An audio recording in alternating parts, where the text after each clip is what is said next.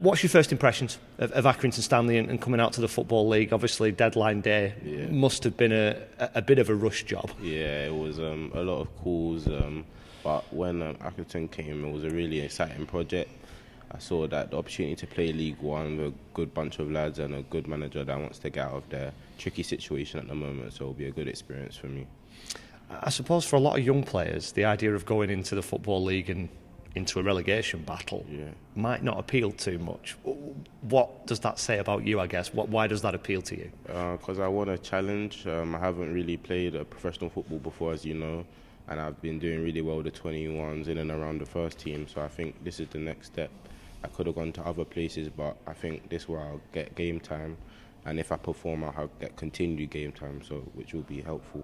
I suppose unless you're going down the alphabet, there's not too much connecting Accrington and Arsenal. Yeah. But how big a change is that going to be? Not just the professional men's football or senior football, but being so far away from home, having to meet loads of new people, being in a new environment. Are these all things that you've sort of got to tick off as you go along? Yeah, it's going to be hard, but I think this is the kind of stuff that comes with growing up as a man. I'm young, I just turned 20, but these are the things that obviously in football you're going to have to overcome at times. So I think branching out here is a good step in my career.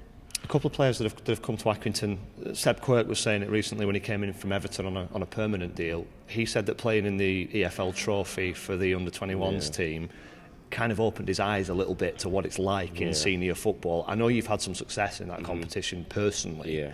How much has that helped you, and how much has that changed your view on almost your career, I guess?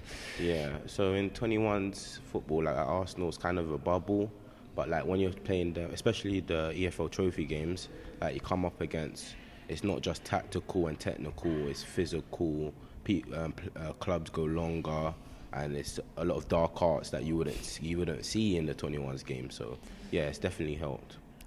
Is that something that you expect to go up a level playing in League One? Yeah, it will go up a level. I played against Cambridge earlier on in the season, which was a good experience of a League One opposition. But obviously, I'm going to be in the league where the people are fighting for 3 points, trying to get out of relegation, but also they're going to be playing their strongest team possible. Coming into a senior dressing room, is that another new thing? There are going to be some players in there who are in their 30s, who've played hundreds and hundreds of games. There's a management team who've managed over 1,000 games. Yeah.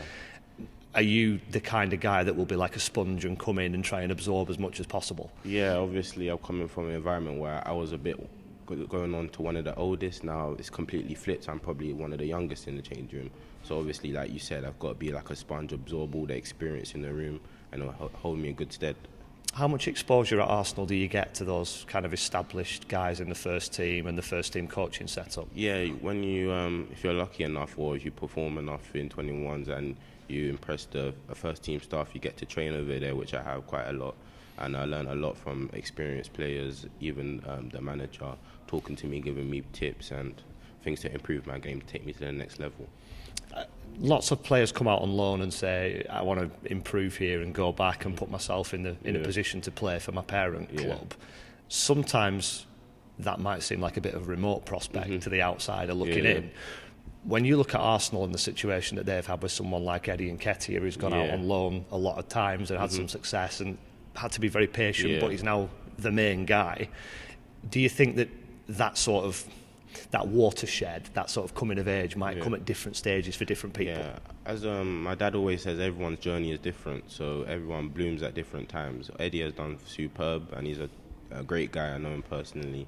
So coming out here, I just want to play games, get my head down, and try to improve as a player. There'll be mistakes on the way because I'm young, but I'll obviously try my best for Accrington Stanley. You mentioned your dad there. Sounds like a wise fella. Is he a big influence? Yeah, it was a big influence. He told me to take the jump of faith, come out here, prove myself, and So when it comes to a first home match day against Lincoln at the weekend, hopefully you'll be in the squad. Will you have a group of people coming to watch? Will the family be here? Yeah, some of my family from London will make the trip down there if I'm involved in the first squad. I suppose the geography part of it is also something you've got to overcome. Yeah. You're not too close to London. The trains run infrequently these days. Yeah, exactly. In terms of getting used to being up here, and I mean, first things first, is it colder here than it is in London? Yes, it was. But when I went, it was a bit sunny in London. Now it's rainy and grey, but I'm used to raining. It's London, so This is prime Accrington weather. Okay. Don't worry about that. As far as what the manager has said to you about coming in here, you've kind of already said about being in a bit of a sticky situation at the moment. What has he said to you about your role in that and how you can help? He said that obviously there's a lot of strikers. They play a 2-striker system here. There's a lot of strikers out injured, but they don't really have anybody with a lot of pace, really, which I'm luckily to be blessed with. So I think that's what I'll add to the team, threatening behind, obviously some skills, good dribbling ability. But at this level, it's all about getting goals, really, so I'll try and do that. Do you think that in this sort of 21st century era, being a forward player is a little bit different? I notice everywhere, everything I've read about you, people have said, he's very versatile, he can play wide, he can play up front. Can you be a centre forward anymore, or do you have to be able to play wide and be able to fulfil a few roles? I think, as I said, everyone's different. I can play wide through the middle if I have to, because I've got that skill set. But some people are just very, very good at 9. So I guess it's different for everybody. But I think it'll be, it's managers maybe see it as more favourable if you can cover a lot of positions well at a good high level.